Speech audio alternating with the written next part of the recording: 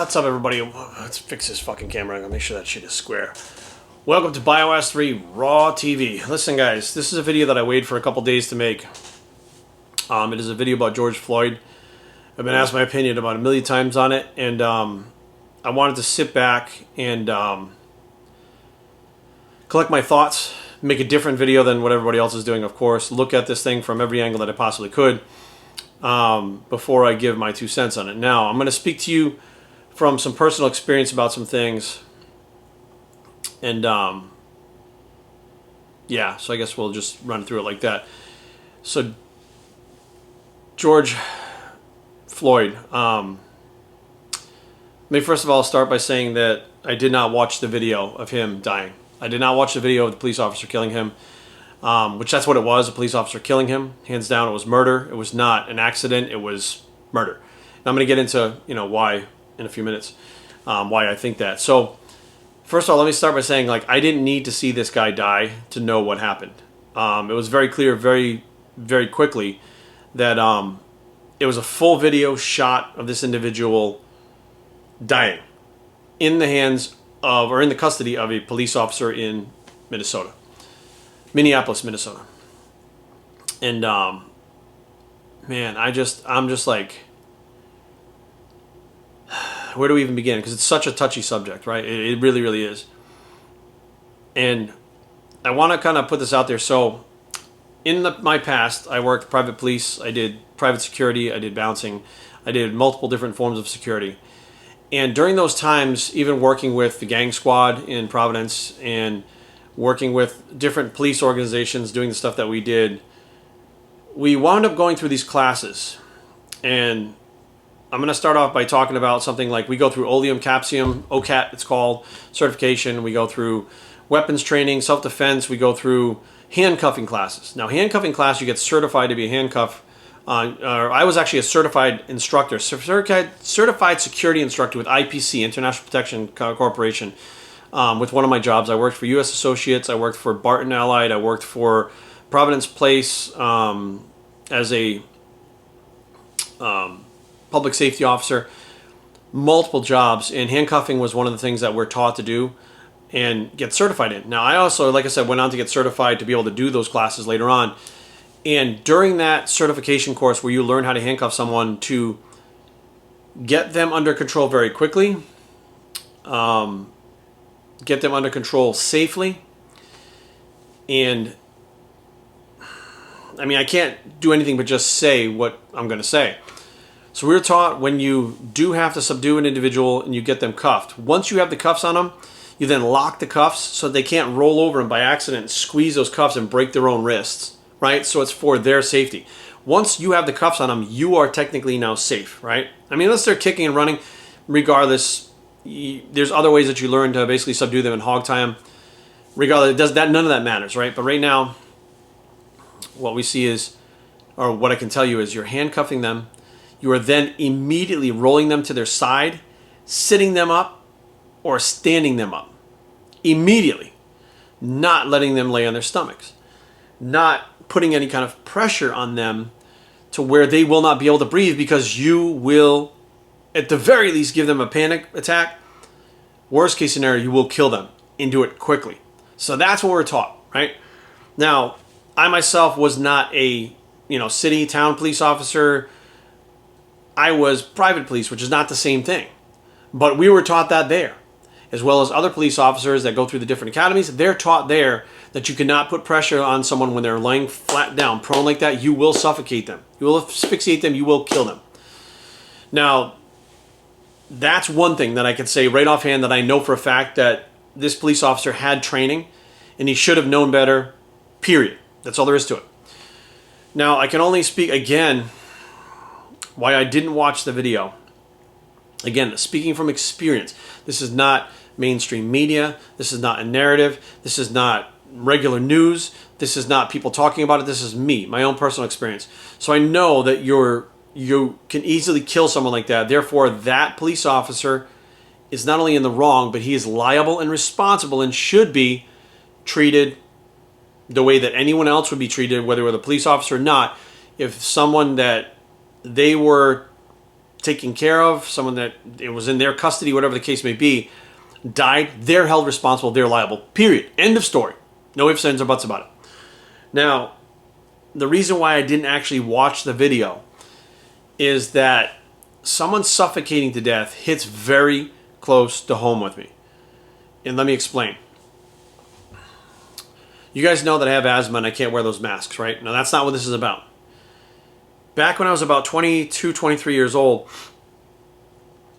I wound up getting something called chemical pneumonia. It's a form of pneumonia that is brought on by inhaling chemicals. And I had bronchitis. I went to work at the club that I was working at, and I was underneath the fog machine. When the fog machine would come out of the fog comes out of the machine, the stuff that they pour in that machine to make the fog are chemicals. And you're actually inhaling that stuff. Now, when it goes over the crowd, it's dispersed, but I was sitting right there. It was just hitting me in the face and then dispersing over the crowd. So I was getting like a full, it was almost like I was just inhaling the machine. Chemical pneumonia is what the eventual issue was. I wind up in the hospital. Now, this is why, again, I can't watch this video. I laid in the hospital with my lungs filling with fluid to where I couldn't breathe. And I mean, shallow breaths still had me choking to where I would have panic attacks to where I couldn't breathe. Now, picture me laying in the hospital. I'm laying on my back, and I have an oxygen mask on. Not the little thing in your nose. I have a full oxygen mask on. There's 3 different types of oxygen there. Red, yellow, and green, like strips on your nose, and they go higher levels of oxygen as the colors change. And I had to go to the bathroom because they're pumping me full of IV fluids. I had to pee. So I sat up to pee, and as soon as I did, my heart rate jumped up a little bit, and I couldn't breathe. I was grasping for air. I was grabbing the bed. The nurses came in. Everybody came running in, and I'm like, I can't breathe. I can't breathe. I couldn't talk. I was fucking literally suffocating sitting right there, and I just had to pee. And I'm like, I can't breathe. I can't breathe. I was screaming that I can't breathe, but nothing would come out because I didn't have enough room in my lungs to get air in there. And they kept telling me, calm down, relax. They couldn't give me anything to relax me, like a Valium or a Xanax or something like that, because my lungs are so full of fluid that if you slow down my respiratory rate anymore, I would die. Also, I had terrible pain, which they couldn't give me anything for the pain. Same thing.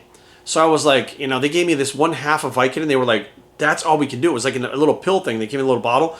And I was like, my God, my fucking back is killing me. Like, I can't lay here anymore.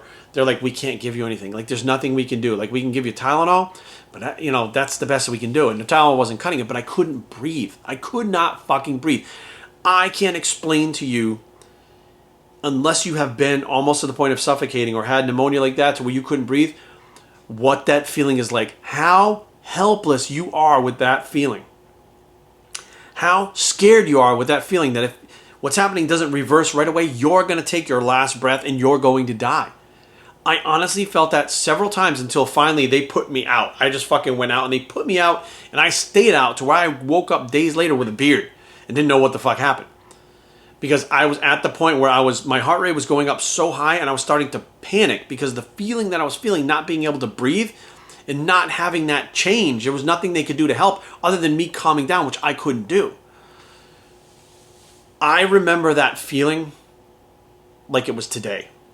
I remember not being able to breathe like it was fucking today. That's how burned in my memory it is. You guys know I have blank spots in my memory from the drugs. That's seared in my memory so deep and so vivid that I couldn't bring myself to watch that video. First of all, I don't want to see somebody die. I just don't want to see that. Second of all, to hear this person say, I can't breathe, I can't be grasping for air, I lived something very similar to that and know what his last minutes alive felt like. I know what that fear is, thinking you're gonna die, not knowing that it's gonna be okay, right? Because he didn't know that cop could have got off him and he would have been okay, and they rolled him over. Like, just like I had pneumonia and I thought I was gonna die on the spot, he was so fearful, he was so scared, he was not in control of his own life right then. He wasn't in control of his own health. He wasn't in control of his own breathing. This individual died a horrible, not necessarily painful, but a horribly scary death. Period. That being said, what are my thoughts on it? That's all my thoughts. Like, that's my thoughts right there. Like, there's no fucking way that this police officer is going to get away with this. So let's just calm the fuck down for a second, okay? Whatever happy horse shit is going on, right? That political, whatever fucking bullshit is going on, whether it's racism or politics, it doesn't matter right now. Because I'm telling you right now, Minneapolis is burning to the fucking ground. Okay? There are police stations being burnt to the fucking ground. There is businesses being burnt to the ground. There are people trying to flee that live around there because of the violence. This police officer is not going to get away with what happened. Period. So the only thing I can do is ask people, stop the violence right now. I understand everybody's up in arms. It's on tape. They have a film of it happening. There's no fucking way he's going to get away with it. Burning down your own fucking city, burning down your own area, the places that you shop at, is not going to make this better or help. It's just not. Being frustrated and taking it out on someone else that didn't do this is not the right thing to do. It's a form of impulse control that is just lost. That's all it is. There are many people out there that are protesting. They're not protesting for George Floyd. They're not. They're protesting because they're fucking fed up and pent up from the fucking corona fucking thing that's been on lockdown. They fucking have financial troubles, right? Everybody's got financial troubles right now. Now on top of it, they feel like, well, fuck, everything's starting to open up again, but now I can't even go outside because I'm black and I might get killed by a fucking white police officer. You couple all that shit together, I'm surprised more of Minneapolis hasn't fucking been torn apart. And it's probably going to start spreading to outside areas if it doesn't get under control now. And you have police that are standing down. They're like, I'm not even going to fucking deal with it. Like, this shit is so far fucking gone. You guys can take your job and shove it up your ass. I'll go be a fucking bus driver. I'll fucking make an Amazon business. I'm do everything but anything but be a fucking cop. I'm going to move out of this fucking state. I'm out of here. Like, that's where police are right now. They won't even fight back. But I promise you guys this. I promise all of you in Minneapolis. Now, I've been to Minneapolis. I've been to the Minnesota State Fair. I've been to the fucking Mall of America. I've been to Minneapolis many times. I've been to St. Cloud, Minnesota many times. I love Minnesota. Minnesota is the land of nice, right? They call it Minnesota nice. That's how the people are over there. But mark my fucking words, guys. Listen to me. If anybody in Minneapolis that's doing this rioting, looting, and was watching this, listen to me. They're going to send the National Guard in. They're going to send in soldiers that may not want to harm you, but will do the job they're ordered to do. They will go in there with automatic weapons, tanks, bombs, grenades. They'll go in there with everything, including flak jackets, shields. You won't be able to do shit to them when they come in there with those numbers. And let me tell you, burning down fucking houses, cutting gas lines, now it's a danger to everyone in that area. When these National Guardsmen come in and women come in, and you're doing that shit and you fight back, they're going to use whatever means necessary to gain control. And that means if you get shot in the fucking chest with a beanbag fucking pellet, let me tell you, you may be a tough guy now. You fucking get wrapped right in the sternum with that, you are fucking going to be crying like a little bitch on the ground in fucking 2 seconds if you're even able to fucking breathe. Okay? They're going to come in there with fucking pepper spray and all this different shit. They're going to use all the non-lethal tactics first, okay? Tear gas, all that shit. If you think you're ready for this, I promise you, you're not. They're trained to do this. And if all else fails, listen to me. They are approved to use deadly force to get this shit under control if you don't stop. Understand this, please, because it's going to go from burning buildings down and nobody getting hurt, right, to you and your friends and family possibly getting hurt or killed because you won't stop doing something because you're being emotional, right? Being emotional, I get it. But acting out on impulse in being emotional, doing things that are detrimental to other people's safety is not the right thing, no matter how you slice it. You guys, I understand frustration. And no, I don't understand racism fully because I've never had to live that life. And I understand that I don't understand that. But I also understand that regardless of how you feel about racism-wise, Dr. Martin Luther King and all these people that fought for black rights would be absolutely appalled at you burning your own fucking cities down. They didn't do that back in the day. And they got fucking really fucking far with making people understand about racism. It wasn't about fucking the more violence you put out, people understood and they got better and they fucking started to not be racist. It wasn't. It was about people understanding that racism is wrong. And if you think you're getting people to understand because you're burning, what about the people that are stealing TVs? That's not helping George Floyd's memory. You're not out there fucking expressing how you feel. You're stealing a fucking TV and putting it in your house. You're using a fucking riot, a horrible fucking death and a riot to go out there and take shit for free because you want it. What? You think that if you're running down the road with a TV going fucking, this is for fucking George Floyd, and a National Guardsman sees you running away with a TV, they're not going to shoot you in the fucking back with a BB gun and knock you down and take it back? What the fuck? Just because it hasn't happened yet because the police fled doesn't mean that stronger shit that's hardcore is not on its way. Now, please, so no one else gets fucking hurt, I'm begging you guys, please stop the shit. Stop the violence. Stop. I understand that there's pent-up frustrations that go beyond, even beyond racism. This is a catalyst that is creating something that has been building up for 3 months. But to get it under control and make sure that the rest of the people are around there are safe, those National Guardsmen, those military people are going to come in, and what you don't want is martial law and having your ass fucking locked down and stuck inside your house where you can't come outside. If you don't think that's going to happen, you're wrong. This can happen if it doesn't stop. So I hope this video, again, this is not to upset anybody. There's nothing upsetting in this video that I've said. If you take offense to this, you got a fucking problem. There's nothing in this video that's offensive to anybody in any race, any way, shape, or form, as a person, anywhere. This is a explanation of how I feel about things from personal experiences and a plea before the shit hits the fan. It's getting so bad that people are going to get hurt, and it's not because people should be getting hurt. It's because people are not going to calm the fuck down and let things get back to normal and let this thing play out. It's not going to go swept under the carpet. This is one of the biggest fucking things our country's seen in a long fucking time. We had the coronavirus, and now this.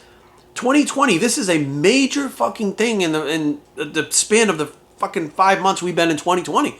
Between the coronavirus and this, I don't know what the fuck the rest of 2020 is going to be like. Murder hornets, I don't know what's going to happen. But the bottom line is, this isn't going to just be swept under the rug and go away. This is not going to be one of those deals. It is a big fucking thing. People in other countries are talking about it it's a big fucking deal. You have done your job by getting the attention of the world, okay? People of Minneapolis, you have done your job by getting their attention. Now it's time to let people in charge do what they need to do to bring justice. Doing what you're doing now is going to delay justice and cause more collateral damage and more harm, including maybe some of you watching this. I don't want that for you. I don't. Like I said, I've been to Minnesota. The people are so fucking nice there. To get riled up to this point of such an area of people that are so nice, right? So outgoing, so nice, so loving, so caring. Fuck, it's got to be unbelievably bad living there. I get it. I mean, I can see it. I can understand it. I'm not stupid. I can comprehend things to the point where I can put myself in your shoes. I don't need to feel them physically to understand what you're going through. But I hope that this thing ends peacefully and not... It can go one of two ways, peacefully and not peacefully, and everything in between. But the extremes are peaceful, not peaceful. I don't think any of us want to see not peaceful. We want to see peaceful happen, right? And it's not going to happen if you're out there stealing fucking TVs and sneakers and fucking whatever from stores that... I mean... There was a big thing about, oh, they're going to get insurance money for it, Jerry. These people looting and rioting are doing them a favor because coronavirus, they weren't going to get insurance money from their businesses that they're losing in Minneapolis. So now, with these things being burnt down, a fire, yes, but a fire through a riot, many insurance companies don't pay out for riots. It's one of those things that they're going to fight. So these people that you think might be helped by burning their buildings down because of coronavirus are going to be up even shit's creek more because now they have nothing. Insurance might go tell them to go fuck themselves if they have some kind of clause for they don't pay out for riots. Just think for a second, guys. I used to be an emotional acting person. I would act on emotion. I used to be that. I remember what it felt like. I remember the weights that I carried on my shoulders around me, the chip on my shoulder I carried that fucking dragged me down and made me feel like I always had to be fighting for what I thought was fucking my life and my responsibility, my rights. And then I realized, I created a lot of that myself. I really did. I walked around, instead of saying, well, this is important, that's not important. Right now, we got something very important. And actual protests would go an enormous way right now. Actual protests, signs, chants. Stuff like that for George Floyd, that stuff would go an unbelievable distance right now. Riots, burning shit, destroying shit, not going to help. Going to make it worse. So, excuse me. I just wanted to put it out there, guys. Like, this is one of the most horrible things that has been caught on tape fully so that there is context, which I think is important too. A lot of things they say, wow, what happened before and after? Like look, we saw I didn't see it, but people saw the whole thing. It's out there for the public to see.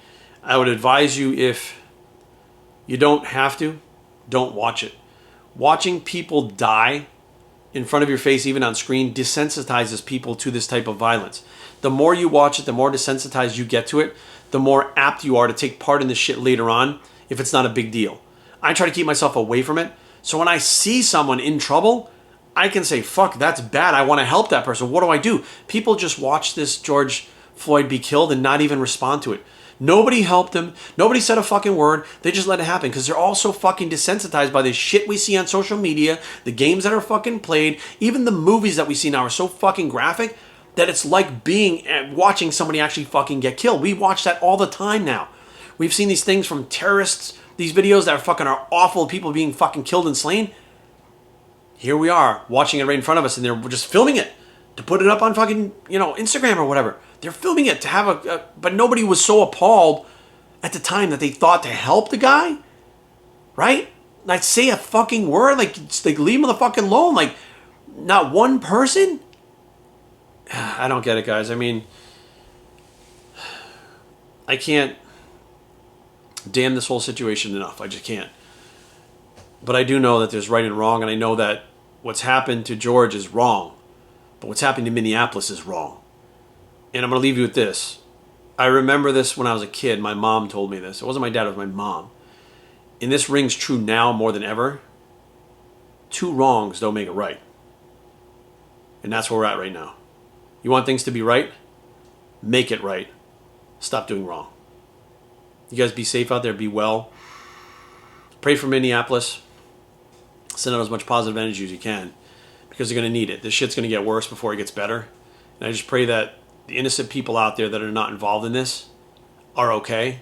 And the people that are involved in this, if you're out there doing illegal shit just because you're upset, you should be held to the law just like that cop should be. Everybody should be held to the law. It doesn't matter because you're upset or you're emotional or whatever the case. You don't get to destroy things and just completely fucking go chaotic and anarchy all over the place because you feel like it one day.